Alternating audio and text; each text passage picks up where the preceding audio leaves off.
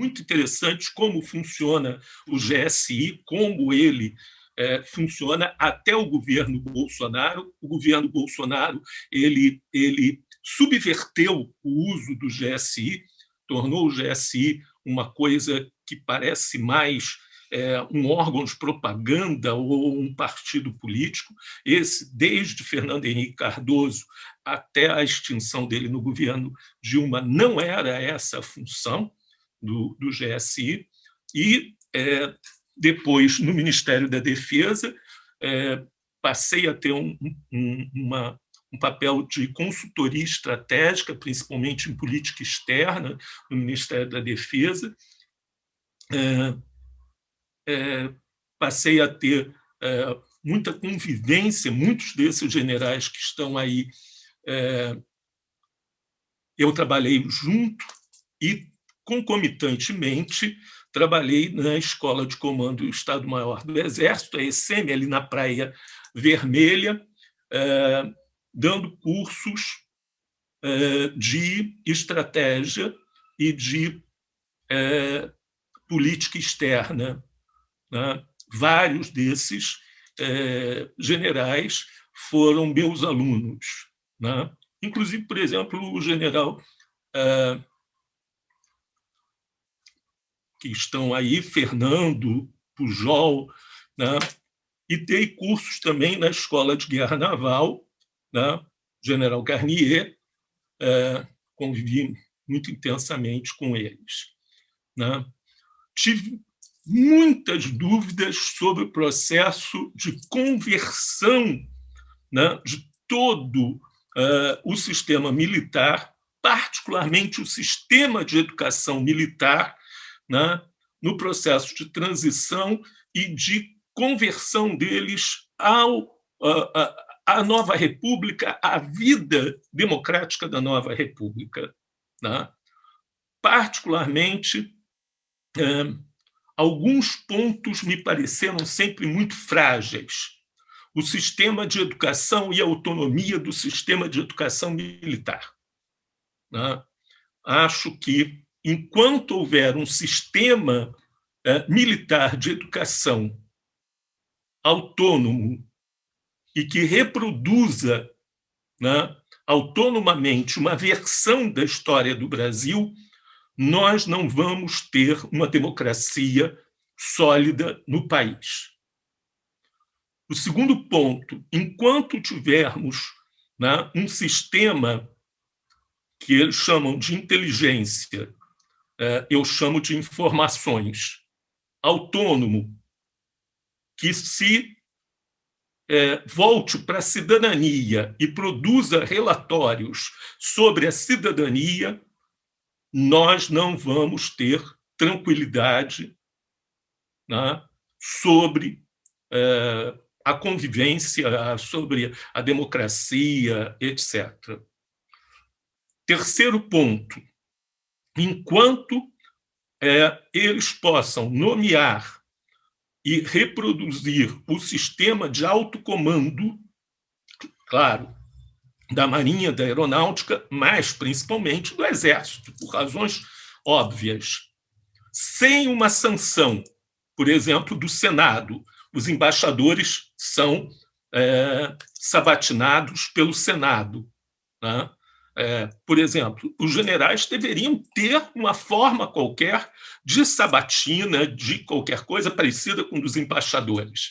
Essa reprodução autônoma dos autocomandos, né, que se reproduzem a eles mesmos o tempo todo, sem nenhum meio democrático civil de controle, reproduz, evidentemente, né, essa, sei lá, vamos dizer, casta, ou esse grupo, sem nenhuma intervenção civil democrática, como, mais uma vez, o corpo de embaixadores é submetido. E olha que a gente viu o que deu o corpo de embaixadores, né?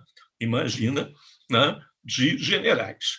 Então, esses três pontos, né, o sistema de educação autônomo, o sistema de informações autônomos, a formação de autocomandos autônomos, implica, ao meu ver, né, numa transição democrática incompleta das instituições da nova República.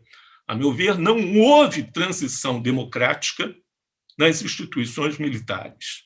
E isso causa esse sobressalto que era inevitável o encontro com essa questão. Nós tivemos isso com o caso Viegas, em que o governo Lula preferiu a demissão do chanceler a enfrentar essa questão em 2004. Isso fortaleceu a narrativa militar de autonomia e de poder impor isso.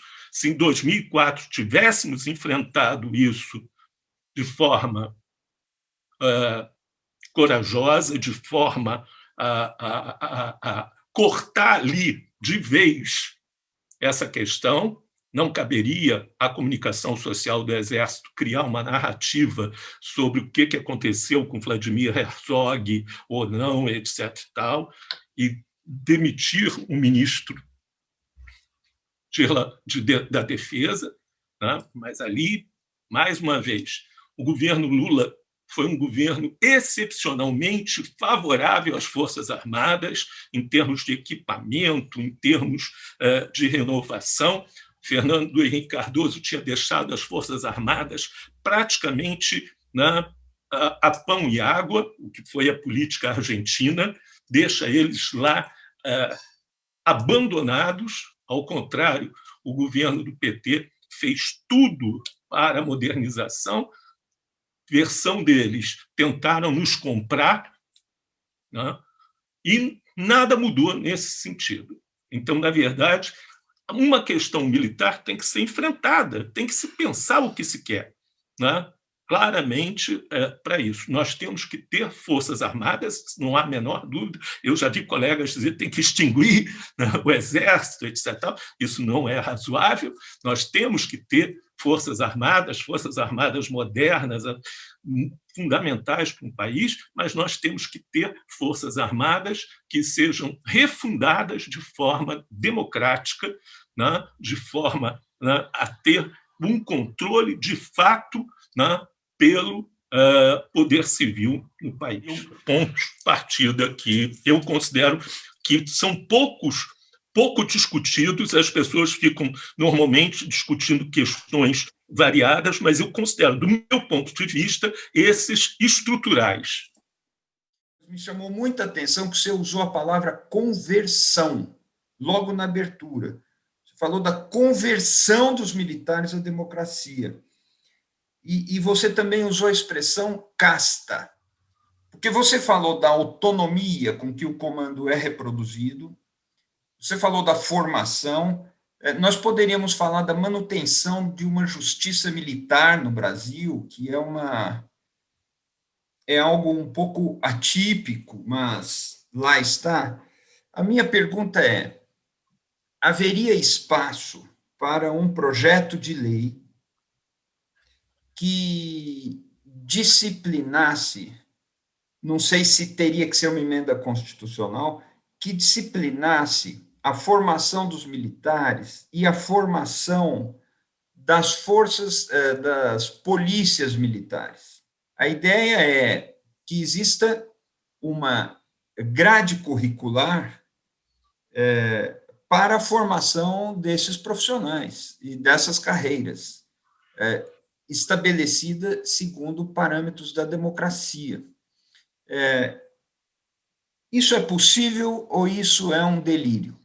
Justiça militar, ela existe em praticamente todas as OMs, organizações militares, mundo afora, né? Existe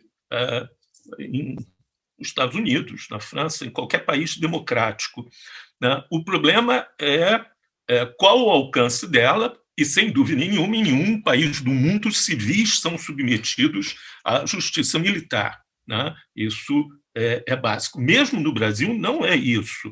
Foi uma excrescência o período em que isso aconteceu, né? Então, justiça militar é clara, e ela tem uma limitação àquilo que está estabelecido no regulamento disciplinar das forças e o alcance em que ela está. A questão das polícias militares, que me parece uma questão fundamental, e eu diria que hoje nós estamos olhando muito para as Forças Armadas, e talvez fosse o caso da gente olhar para o outro lado do Rio, polícias militares, guardas municipais, né, e vigilantes. A maioria dessas empresas de vigilantes existentes hoje no Brasil são organizadas por coronéis e oficiais da reserva, né, são a grande ameaça hoje no Brasil.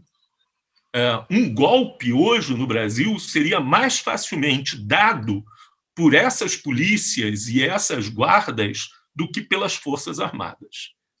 É possível reformar a formação desses profissionais por uma lei que modificasse as escolas em que eles estudam, que os recrutam, que os formam, que os diplomam? Isso não está na Constituição, isso está nos regulamentos das próprias forças. Isso é mais fácil do que parece. Isso é, na verdade, político, é um enfrentamento político. Forças Armadas e democracia. É uma coisa que, na minha cabeça, essas duas coisas dialogam muito mal, porque Forças Armadas têm um pressuposto de ordem estabelecida, de hierarquia, de não mudança, regras.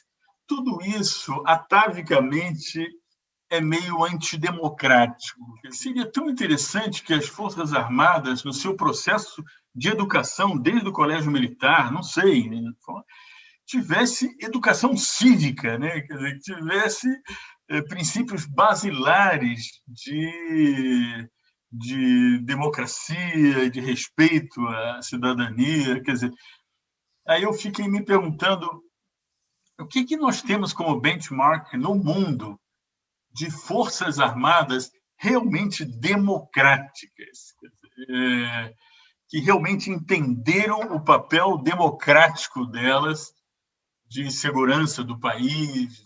Esse episódio todo agora das Forças Armadas tirarem o tapete do Bolsonaro, né, puxarem o tapete dele de uma maneira absolutamente clara, né? Isso é como se as Forças Armadas estivessem, portanto, interrompendo o apetite golpista do Bolsonaro. Aí, na nossa conversa, surgiu a seguinte coisa: mais uma vez estamos assistindo a tutela militar sobre a República como os protetores e defensores desde 1889, desde a proclamação da República, né, Chico? A oposição civil, ao longo da nossa história republicana, ela, a rigor, talvez eu seja um pouco injusto aí, esse papel de espectador, né, desse duelo, como você mencionou na conversa comigo, entre autoritários e fascistas, né? É o caso agora, né? Então, é como se as forças democráticas entrassem em brechas nessa história tutelada pelos militares, né? É angustiante pensar que um país que tinha um futuro democrático, um país inventivo, criativo, espetacular do ponto de vista do seu potencial, que se desenvolveu tão bem até 64, né? Que tenha esse cenário pela frente. Mais uma vez, a gente sendo tutelado por os militares. Esses são os comentários. Eu queria que você refletisse conosco sobre isso. É uma ideologia da tutela e que cria toda uma questão enorme e que, muitas vezes, nós civis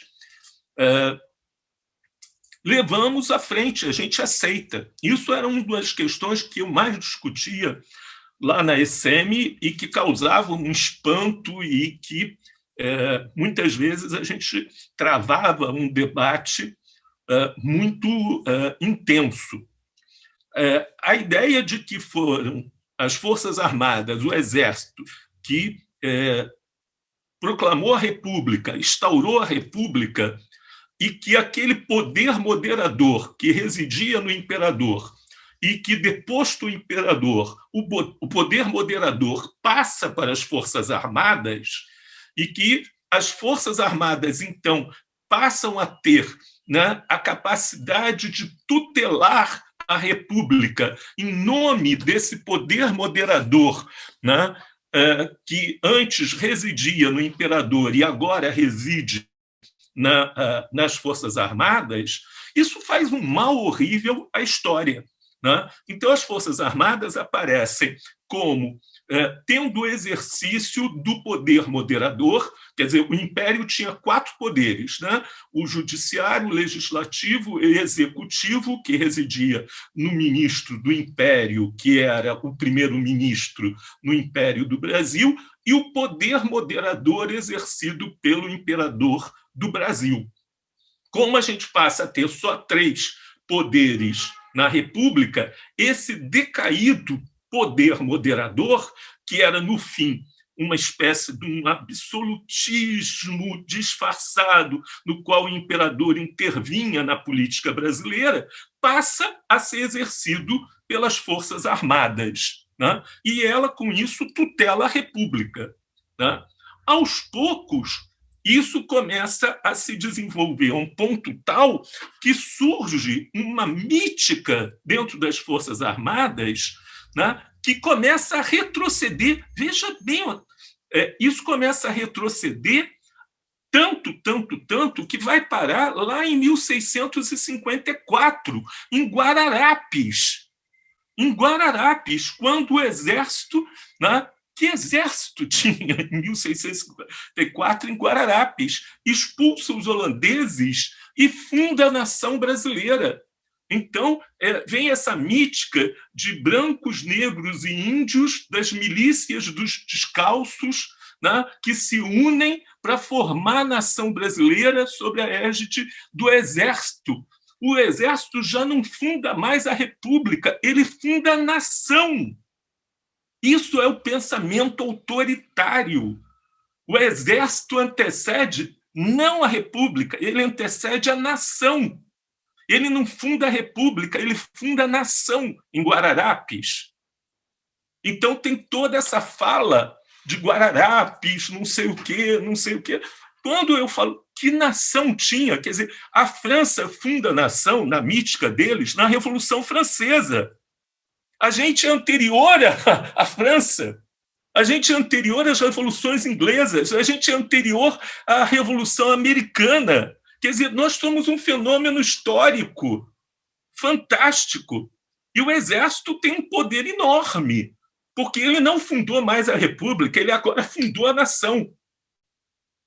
Ele pode tudo. Isso é incrivelmente o pensamento autoritário nas Forças Armadas. Por isso, história e as aulas de história têm um impacto enorme. Por isso, tem que mudar o sistema de educação. Tem que ser. Não tinha. Quem venceu o Guararapes foi o poder colonizador. Por isso, tem que mudar.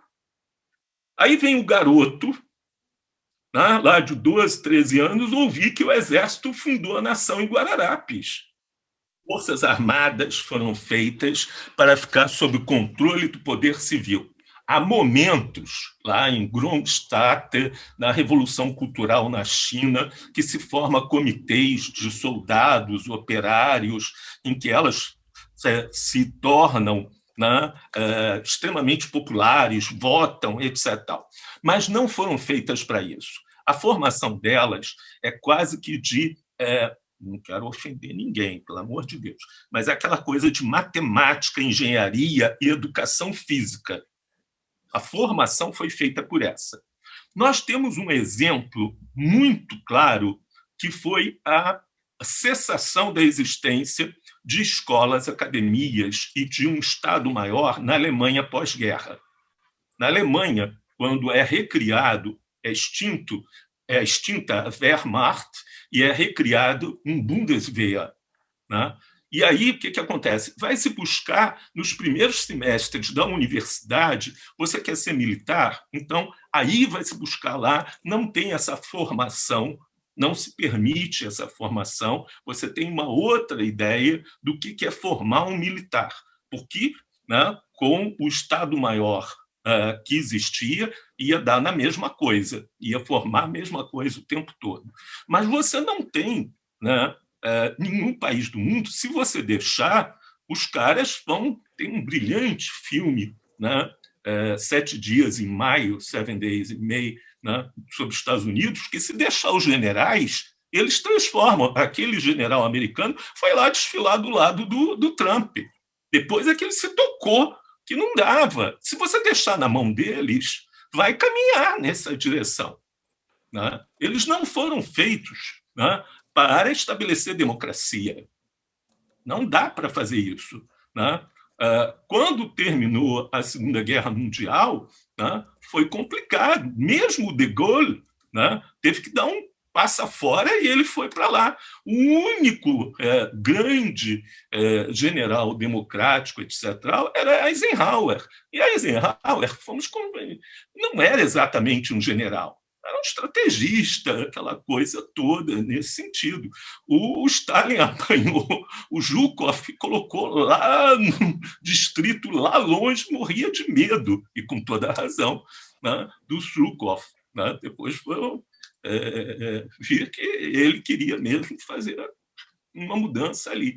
Quer dizer, a gente não pode contar com militares para organizar um sistema democrático. O poder civil tem que estar sob controle das Forças Armadas. Assim, me parece que nunca houve, claro que na cabeça do Bolsonaro há, porque ali há qualquer coisa, né? Mas da parte dos militares, me parece que hoje não é exatamente um golpe a ameaça, né? Há várias maneiras, a gente está vendo isso nesse momento, há várias maneiras de se destruir a democracia, e inclusive de destruir a democracia por dentro. Não necessariamente é um golpe naqueles modos de 64 e tal, né? Naqueles moldes de 64. E parece que hoje a coisa é feita de uma maneira mais sutil e que justamente, o que eu vejo assim de longe, mas eu entendo muito pouco, é que o interesse dos militares é essa tutela da qual você fala. Né? É se colocar como garantidor da democracia, do que eles chamam de democracia, porque, obviamente, que uma democracia que precisa ser tutelada pelos militares não seria uma democracia, mas, na concepção deles, talvez seja isso a democracia, e é algo já muito perigoso, mesmo que não tenha um golpe. Então, queria que você ajudasse a gente a entender o que está na cabeça deles nesse momento, nesse consórcio no governo. Me parece que mesmo os militares que a gente considera mais razoáveis, eles têm projetos, sim, eles querem ficar nesse lugar, né? Esse lugar de tutela, de ter poder que eles não tinham nos governos anteriores, e também entender melhor o papel que nos governos anteriores, para além do favorecimento material, né, que você citou, do governo Lula, teve no governo Dilma as comissões da verdade. E a gente viu no livro do Vilas Boas ele dizendo que também, né, grande parte foi reação dos militares contra as comissões da verdade, e que aí seria mais ao governo Dilma até do que ao governo Lula. Então, queria que você falasse também um pouquinho sobre isso, sobre o que causou as comissões da verdade e outras medidas da Dilma no meio militar, e que pode ter levado justamente ao que eles depois quiseram voltar ao poder, né? E tem essa sede um pouco de voltar ao poder. O esdrúxulo, o insólito, é que tenha que contar com apoio ou tenha que ter militares satisfeitos em relação a qualquer governo, né? Isso é esdrúxulo. A democracia não tem que ter apoio ou tenha que contentar militares, né? Militares não têm nada a dizer, a não ser como cidadãos, votando, né? Fora isso, é esdrúxulo que militares tenham que ter algum papel na democracia. Isso é alguma coisa sul-americana, não é nem brasileira, é sul-americana, né, nesse sentido. É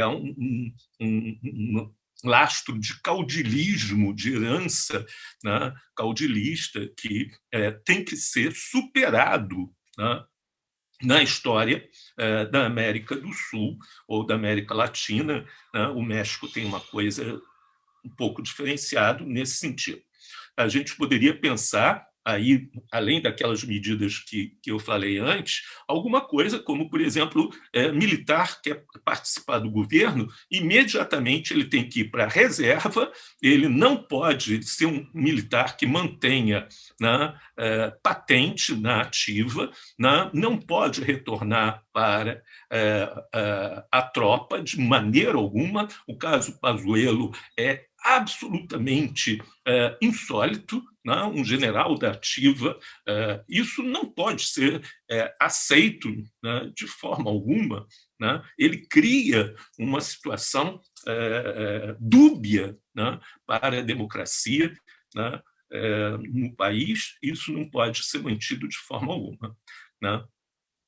Criou-se, né, ao longo dos governos da Nova República, né, uma coisa de dúvida qual era o estatuto. Por sinal, eu vou falar uma coisa heterodoxa aqui. O único governo que realmente tratou os militares com dureza, com cortes, com tudo, foi o governo Collor. Né? Mas, bom, isso é outra discussão.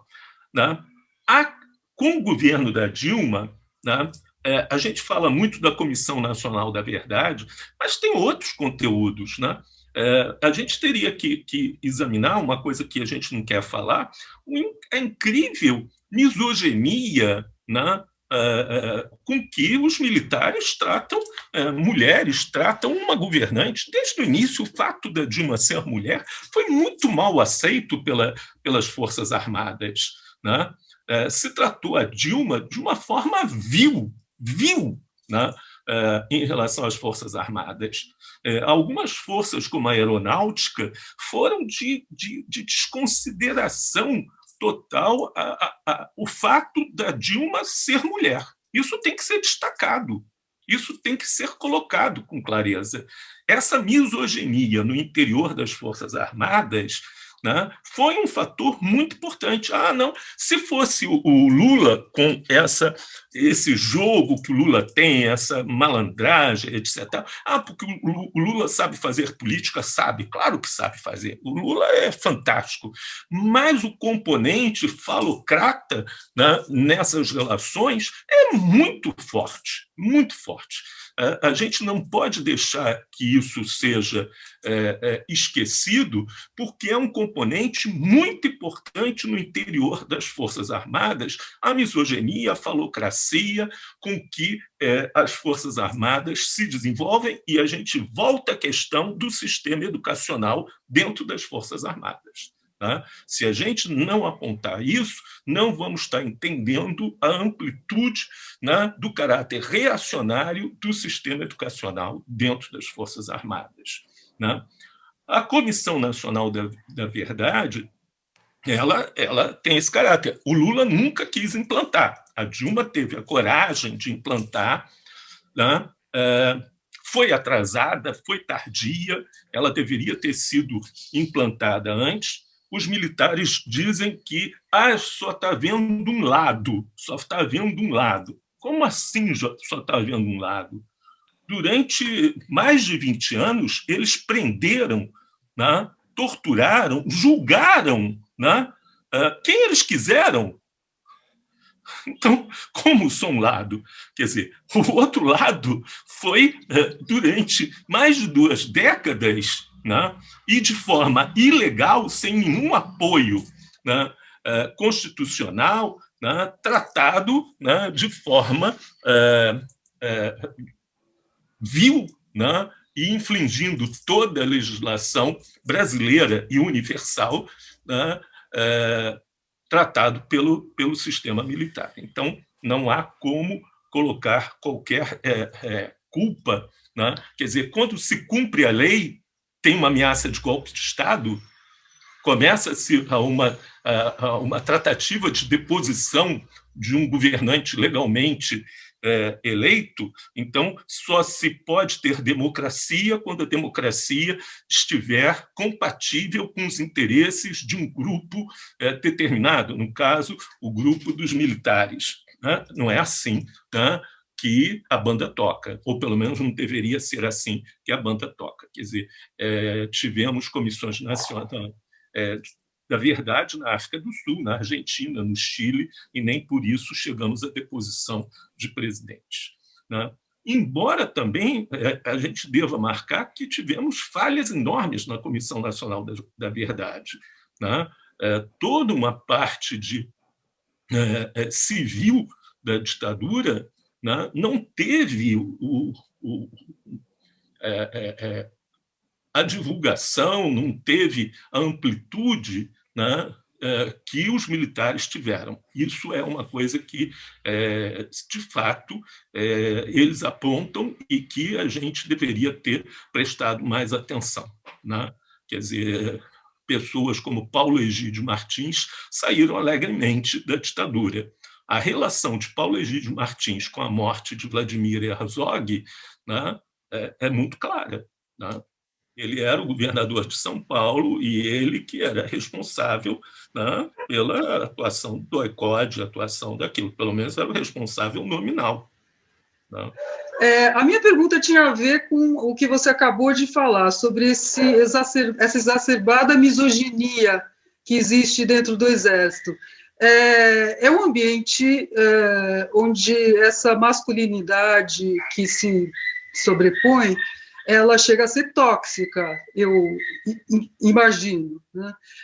O Luiz Eduardo Soares, numa outra ocasião aqui nesse fórum, levantou o fato de que o Bolsonaro é um expoente, né, desse recalque. Né?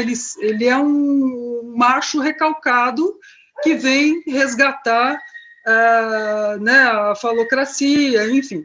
Essa é uma coisa que a gente vê com muita preocupação. Né? Não existe espaço, né, para o feminino, para os outros aspectos, né, do que seria a proteção, né, que está imbuída na noção de Forças Armadas.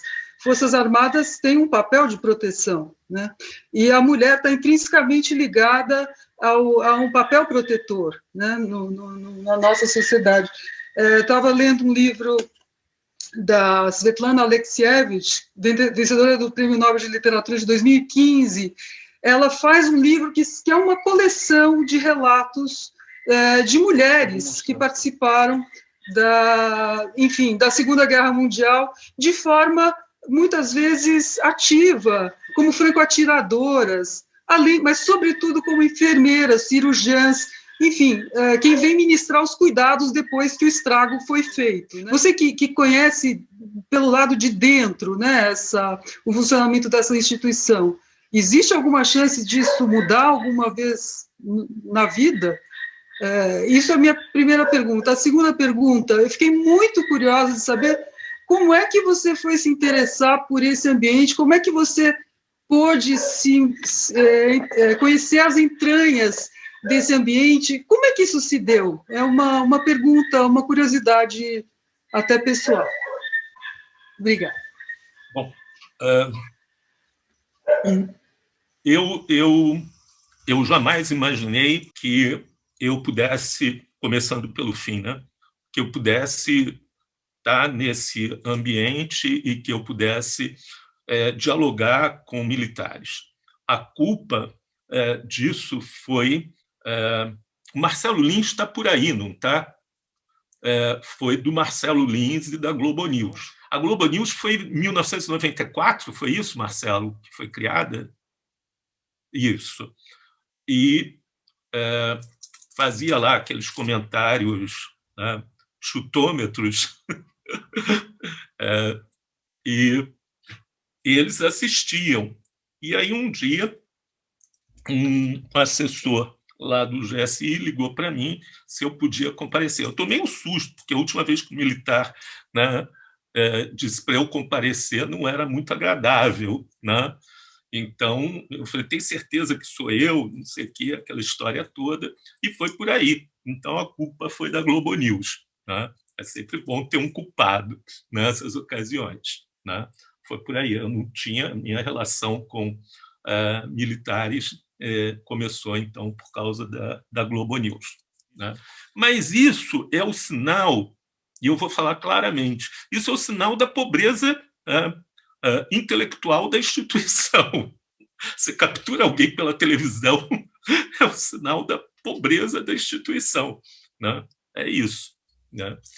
A questão desse aspecto tóxico da masculinidade, e que é muito expressa nesse gestuário do próprio Bolsonaro, a questão da arma, da arminha, né? Que é uma prótese, né? É uma prótese física, né? Da falta de alguma coisa, né? É a ideia de uma prolongação da falta, né?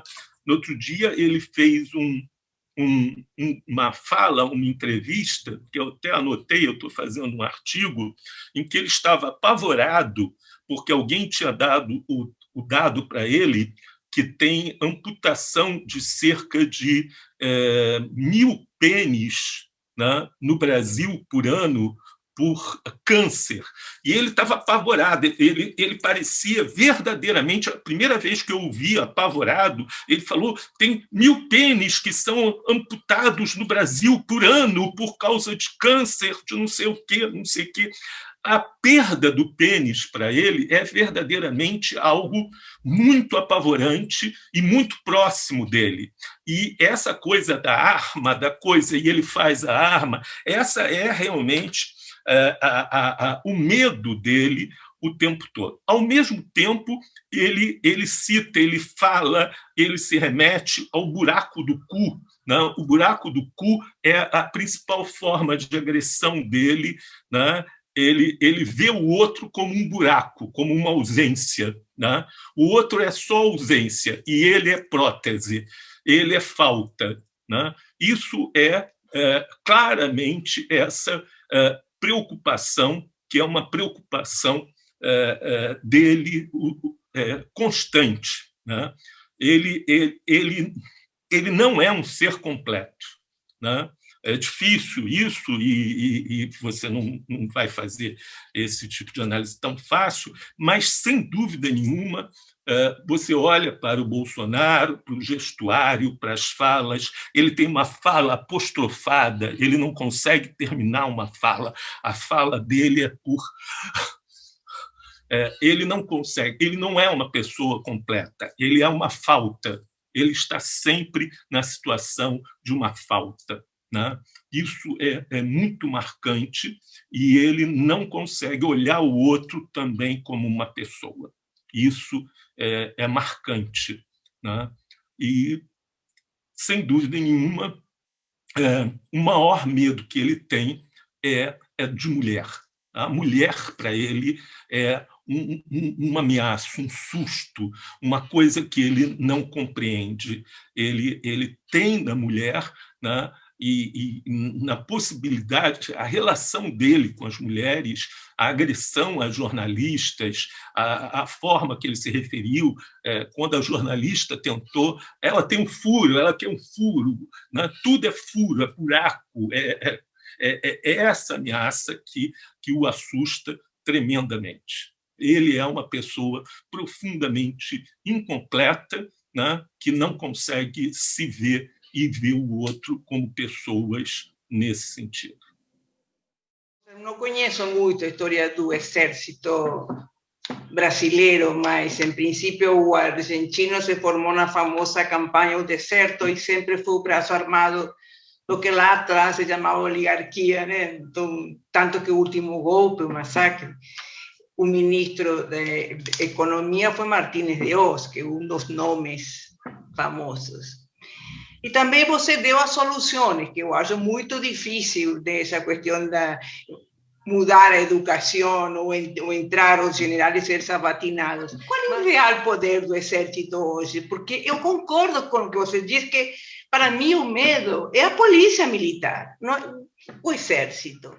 Mais cedo, eu conversei com um general que é comandante de uma região militar.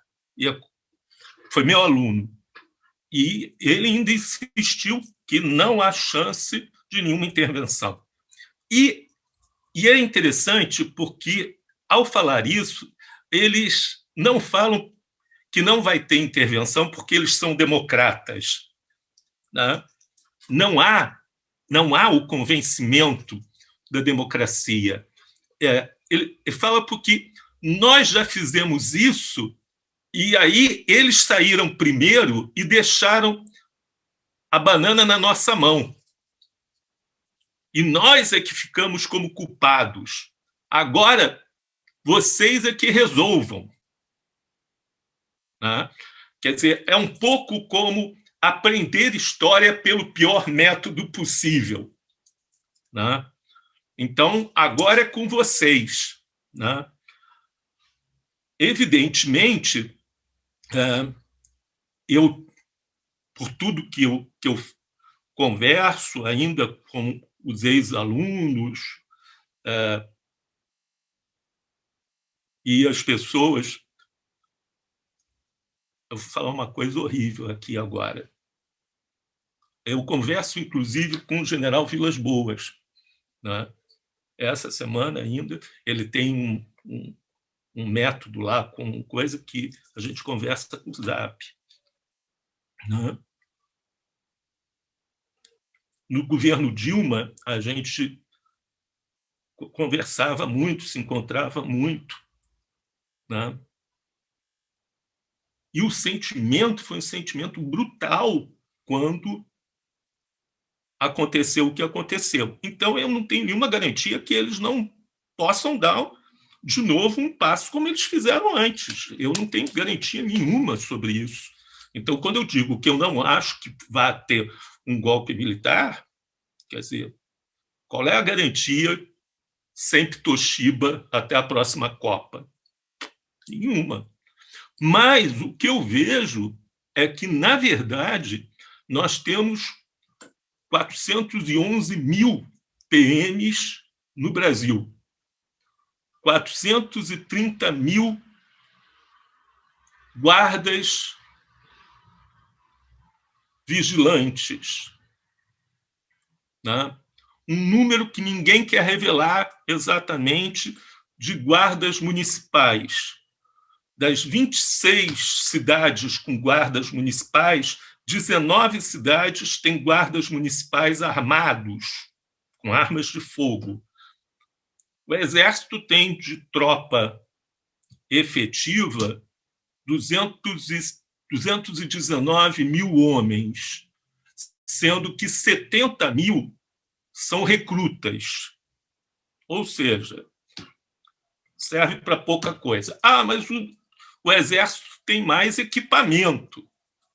Mas equipamento do Exército não serve para ocupar cidade, não serve para ocupar postos fundamentais dentro de cidade, não serve para isso que PM faz muito bem, conhece a cidade, sabe, né?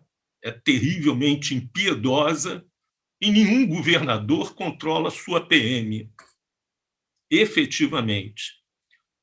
E o Bolsonaro já tentou várias vezes a ideia de federalizar PM. Federalizar PM, aí, meu amigo, colocar as PMs sob controle do Ministério da Justiça em Brasília, aí está terrível. Já propuseram, inclusive, a criação de cargo de general da PM.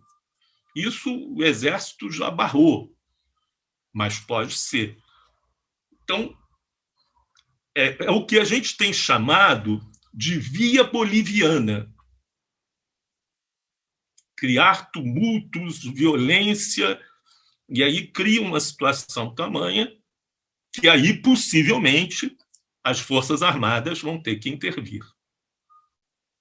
Se isso vai ser combinadinho, ou se não vai ser combinadinho, eu não sei. Mas um cenário como o Ceará, ou a tentativa, como na Bahia, com figuras como Bia Kicis, incentivando, isso me parece muito mais preocupante do que um golpe como foi falado aqui, nos moldes antigos, com a gente pensando em 64 e não pensando em La Paz. O Pacto da Anistia. Era possível fazer diferente sobre aquelas condições? A Argentina fez diferente, mas as condições eram diferentes também das nossas por vários motivos. A questão é, era possível fazer diferente? Esse primeiro ponto. Retomar um pouco a questão da Tatiana, que ela colocou bem, ainda a questão da Comissão da Verdade. O Piero Leiner, que é um antropólogo que tem estudado profundamente a questão militar, ele fala que a Comissão da Verdade ela detonou um processo que já era latente, mas ela detona um processo onde, a partir de escola superior de guerra, etc., se começa a criar vários fóruns que vai envolver o Ministério Público, vai envolver juízes, sobretudo do sul do Brasil, né? De Curitiba a Porto Alegre.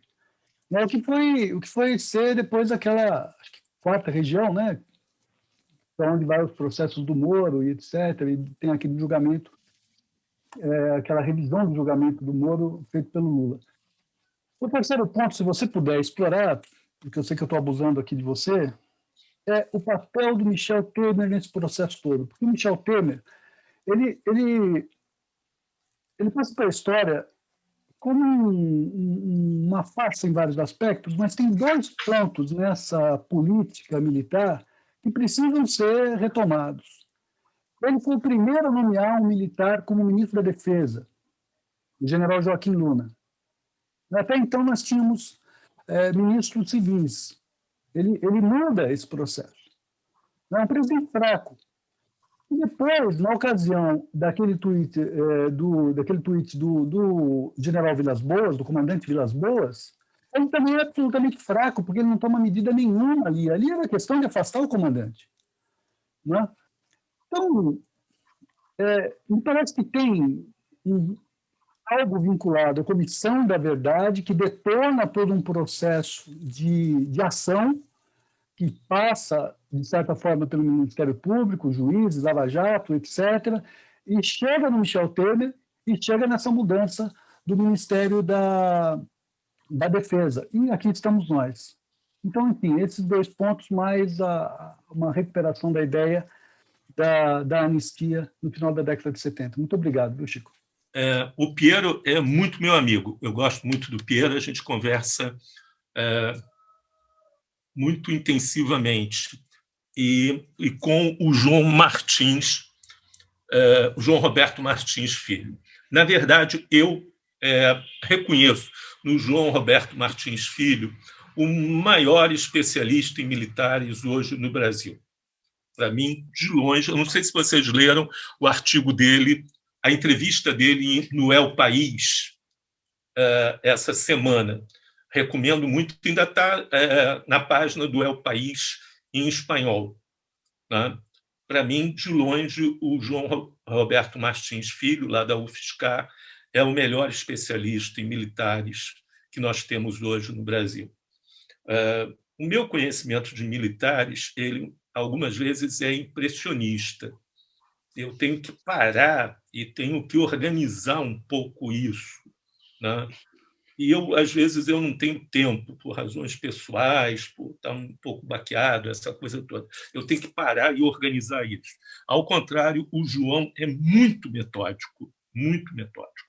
Então, eu acho que o João, hoje, é o melhor especialista que a gente tem nisso. A gente publicou um livro junto, que está aí, o Piero está no livro, tá? Chamado Militares e a Crise Política no Brasil, e que o João organiza isso de uma forma muito boa. Bom,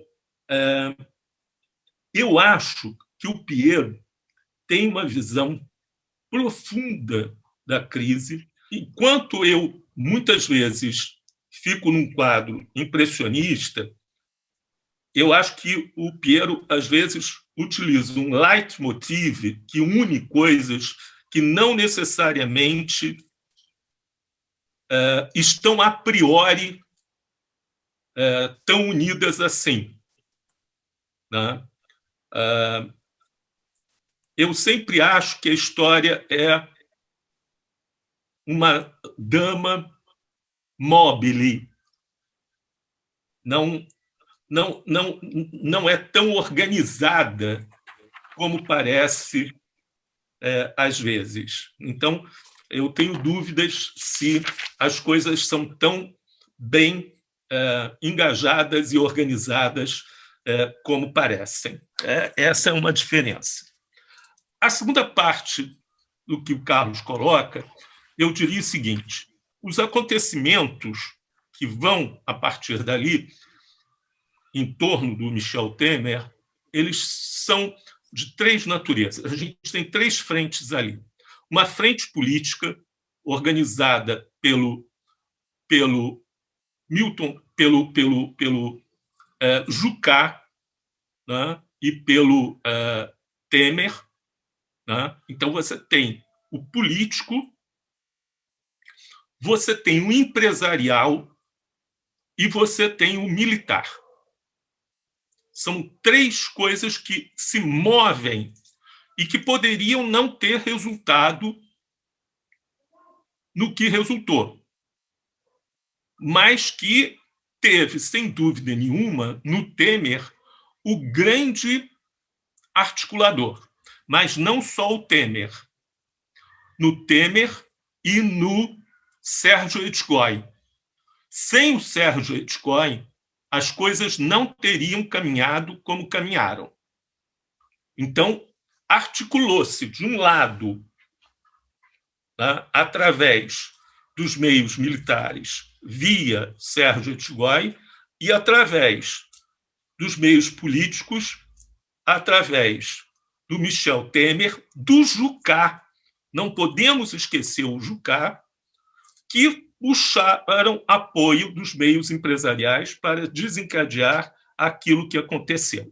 Então, essas são as três frentes para convencer a votação do impeachment. Foi por aí que as coisas se organizaram, né? Não estava certo que pudesse resultar. Até o último minuto se caminhou nessa direção, mas Temer, Jucá e Etchegoyen foram os líderes desse movimento. Nós sabemos que os limites entre o legal e o ilegal, o formal e o informal, essas fronteiras, em geral, são porosas, né? Se sobrepõem, imprecisas, etc. E eu gostaria de te ouvir a respeito do significado de uma problemática que eu descrevo a partir de uma anedota, uma circunstância que eu vivi e até onde eu pude testemunhar, se reproduziu, pelo menos no Rio de Janeiro, suponho que não seja uma experiência exclusivamente fluminense, no governo do Rio. Governadores assumem e pouco depois recebem um dossiê sobre sua vida privada e sobre eventuais conexões, quaisquer heterodoxas, desde o plano privado até o plano empresarial, público, financeiro, que seja. Com isso, os governadores, sabendo que, mesmo que não sejam capazes de identificar precisamente a fonte, sabendo que essa fonte é prodigiosa, é farta, e que é capaz não só de produzir esse resultado como outros, eventualmente, e divulgá-los, etc. E sabendo que essas fontes estão ligadas às polícias e não apenas, eles tendem a recuar em propósitos reformistas, conciliar, resignando-se a conviver com isso que você chegou a dizer, que eu tenho reiterado também com ênfase, o não comando, né, que é a impotência diante das instituições policiais. Isso foi uma marca do Rio de Janeiro ao longo de bastante tempo, é um procedimento, repito, não necessariamente apenas do estado do Rio de Janeiro. No meu caso particular, o caso que eu acompanhei de dentro, havia conexões com militares do Exército provenientes do SNI, porque esses que eram oriundos dos porões da ditadura ou faziam conexões com os porões, transitavam das polícias para as Forças Armadas, naquele ambiente da clandestinidade, mesmo a clandestinidade da ultradireita, a serviço, fazendo o trabalho sujo a serviço da ditadura. Não é? Quando a ditadura declina, no período de transição, muitos são recrutados pelas polícias e alguns vão ocupar a Secretaria de Segurança, isso não aconteceu só no Rio. E, em geral, se constituíram subsecretarias de inteligência ou diretorias de inteligência, essa palavra incrível, né, para abrigá-los.